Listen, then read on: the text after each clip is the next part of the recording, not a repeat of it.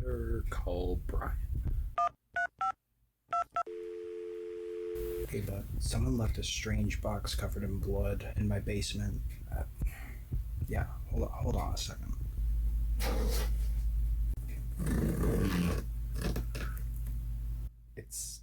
It's my old laptop. You remember from the podcast days? I thought I got rid of the thing a long time ago.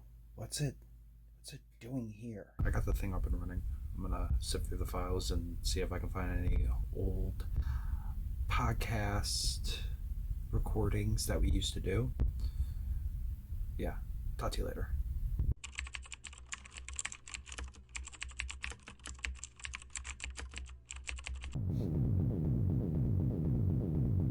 Oh, yeah.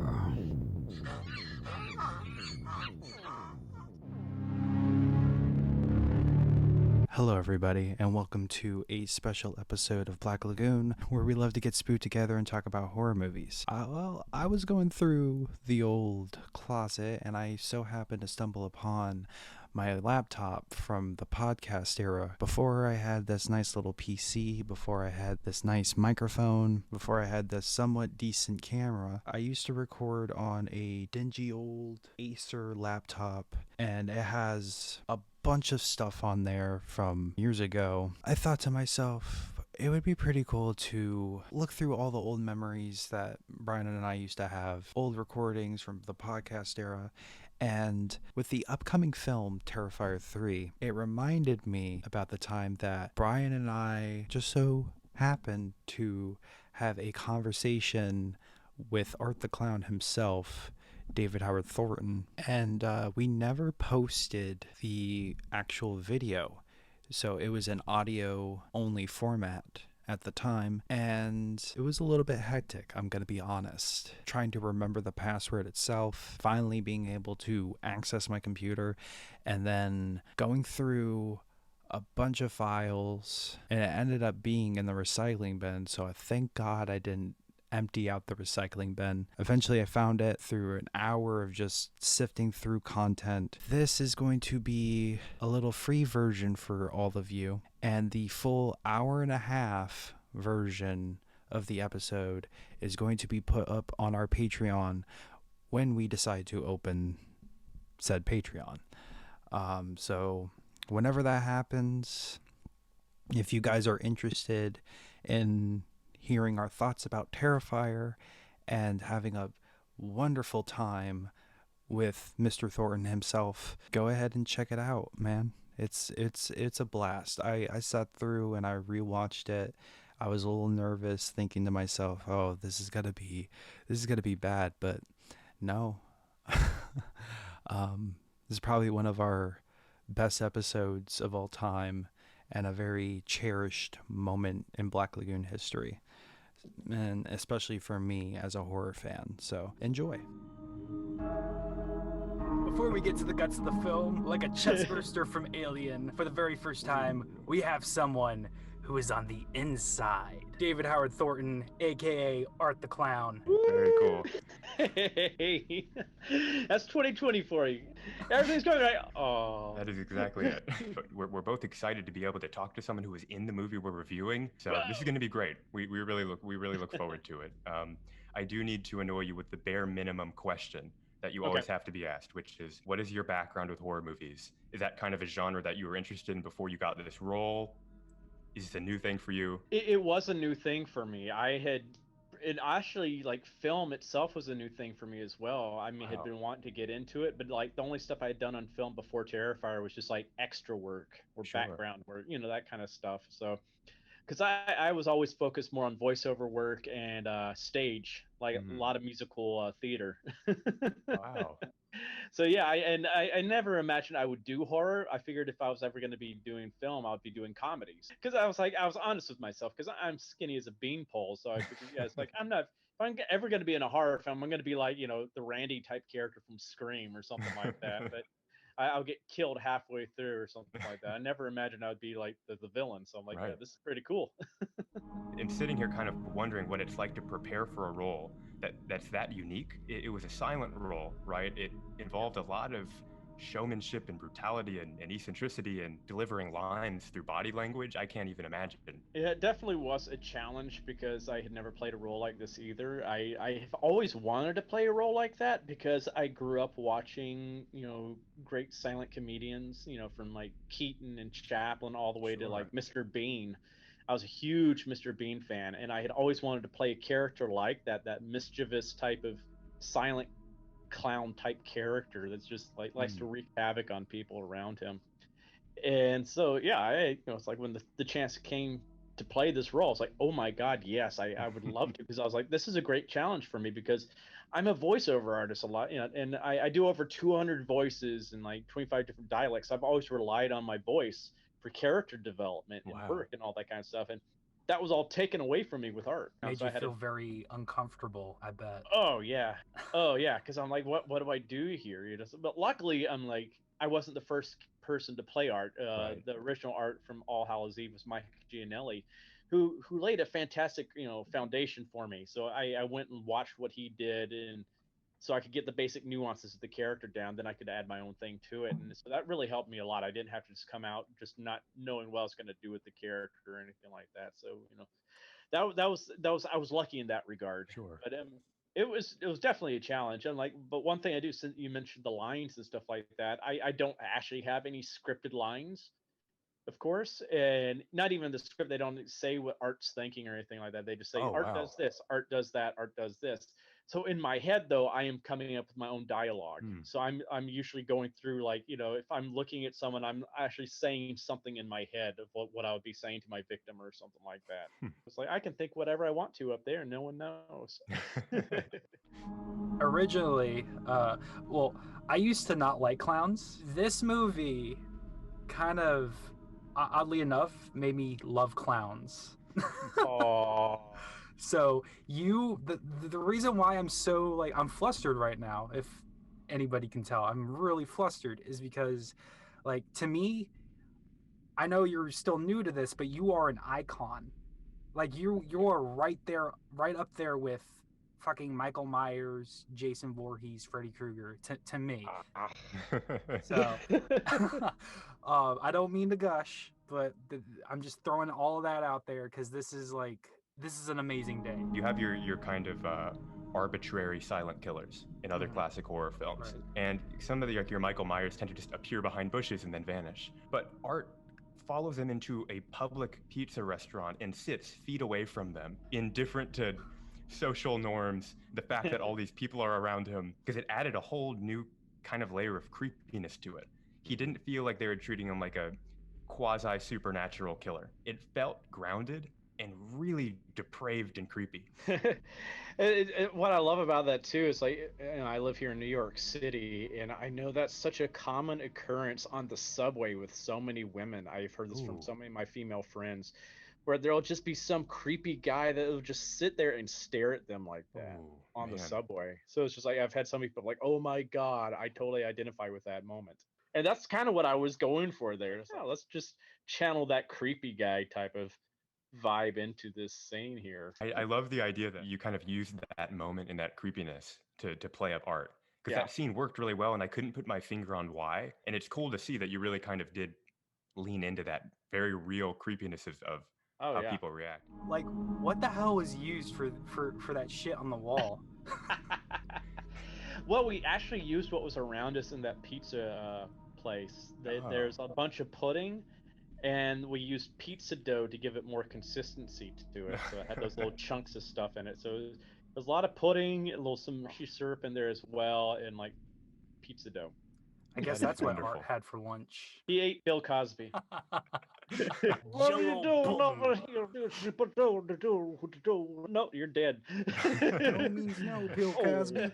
Bill Cosby. I have not heard that. Oh, that's good. I like that. I'm kind of pissed off at myself for not thinking of that beforehand. I want to play a little game. Marry, fuck, or kill. Oh boy. Jason Voorhees, Michael Myers, or Freddy Krueger? Oh, good God. I know, such a oh my God. A selection. Oh, that's a good one. Oh my God. I would say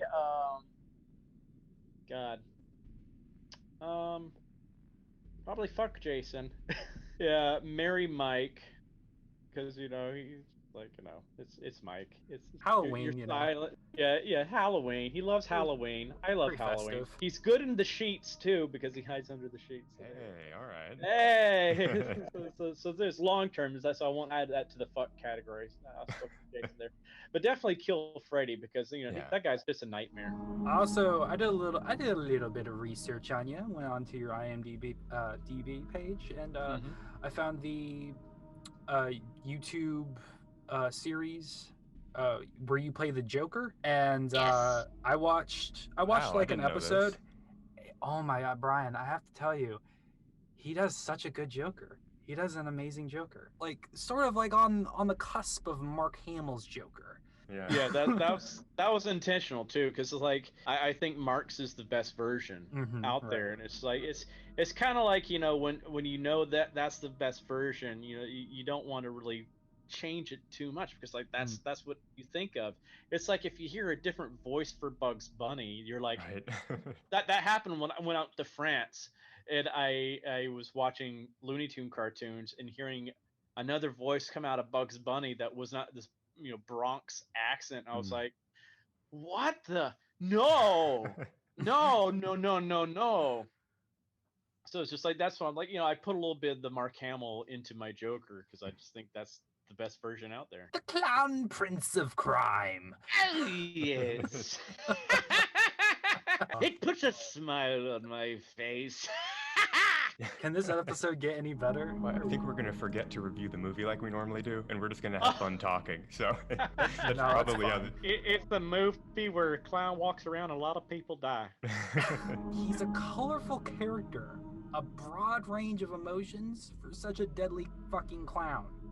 When he was flipping off one of the That final was a girl, great scene. that was an amazing scene. But I have to say, that was improvised too. was it Really? really? Well, that was. They had already said cut, and I was just joking around with Samantha. So she was coming back on set, and so I just flicked her off. Like, we got to do this again. Fuck you. But that's what I love about the character too. He's not doing this out of like any revenge or anything Right. like that. He's doing it because it's entertaining him. It's just fun for him, and he's like the anti-clown in that way because clowns are all about entertaining and bringing joy to other people. And instead, he's very selfish. It's all about whatever amuses him, I would what he finds entertaining. I would honestly love to see a movie with Art the Clown in it, but have it be like not necessarily an origin story. I wouldn't necessarily love to delve really deep into the character like what Rob Zombie did to Michael Myers in his version of Halloween, because that kind of Right. just takes away the terror from the character. It's all about the unknown, which is what makes the character terrifying. Well, I liked how you commented that you don't really want to truly see his whole background. I'm like, I agree with you there. I think it's fun having a lot more mystery to him. It's like it might be fun to show how he became Art the Clown, Right. but not why he became Art the Clown. It's just like if you know what I mean. It's like not just, okay, well he was abused as a child and stuff like it's it's more it's like kind of like Joker. He's like how he became Joker by at the Axis chemical the Axis or Ace, whatever you want to call it. I've seen different versions. It's like when he falls into the chemicals. Yeah. And that is like, oh, that's how he became Joker, but you don't know who he was before he was Joker. Right. So once Terrifier 2 comes out, we would love to have you back on. Oh, there's going to be so much to talk about once Good. part 2 comes out because we've definitely upped the ante. I will say that I noticed we're going a lot more into like character development, bringing a lot more other characters, and we're fleshing out the universe around him more now. which I think that's what the first Terrifier really needed, but nonetheless, I still enjoyed the movie for what it was. But it's a homage. It's Exactly. fun. It's all it needs to be. For sequels like how- to be sequels, they need to up the ante, up the body count, and add more to what the original like yeah. Yeah, I do world building and stuff like Right. that. Mhm. It's like like the original Texas Chainsaw Massacre. There wasn't really a plot to it at all. It's just like these Yeah. bunch of like young adults that come across this house and then craziness happens. That's just how it was with Terrifier. But Terrifier also, I think people miss this part of it. It does have a story, and it's kind of like the Killing Joke type of story about how one bad day can reduce the sanest person alive to lunacy.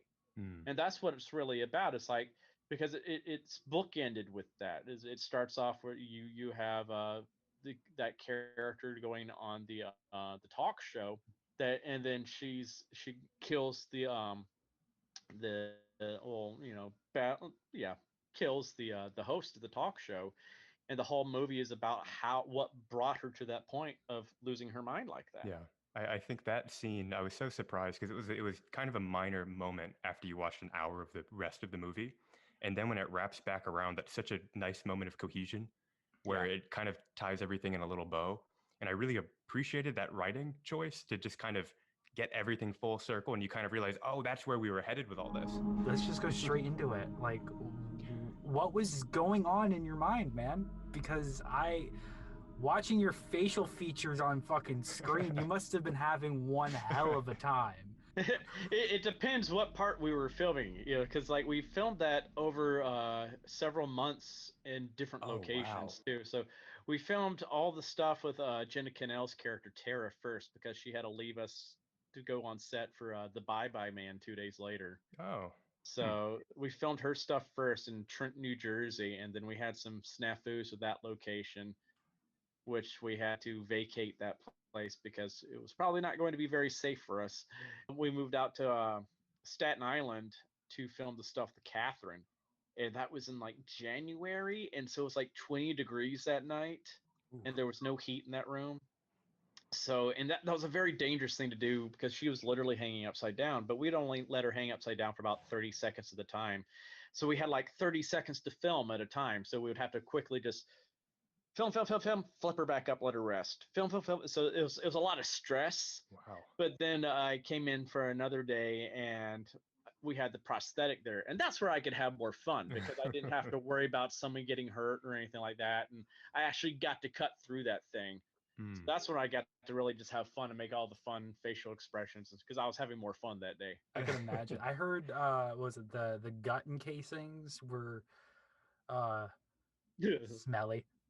Well, when we first wanted to film it, they had some flooding in that room because it was this abandoned mental hospital out in Staten Island, and so there's a lot of because the hurricane that we had in New York a few years prior did a lot of damage to the building. They just never fixed it, so there are holes in the ceiling and stuff like that. So it flooded. So we had to postpone filming for 2 weeks. And our DP George took the sausage casings. It was just sausage casings with fat in them that we use for the intestines. And he, instead of putting them in his refrigerator in his garage, he just left them in his garage. Oh. And he totally forgot to put them in the freezer. And so, after 2 weeks of sitting there, we just opened it. We're like, it's a good thing we weren't running with sound for those that they were doing the prosthetics, the practical effects and everything like that, because you would just heard everybody on set just going, it's like, because at one point I accidentally cut into one of the sausage casings too, so all this stuff just started pouring out, and we're like, oh god.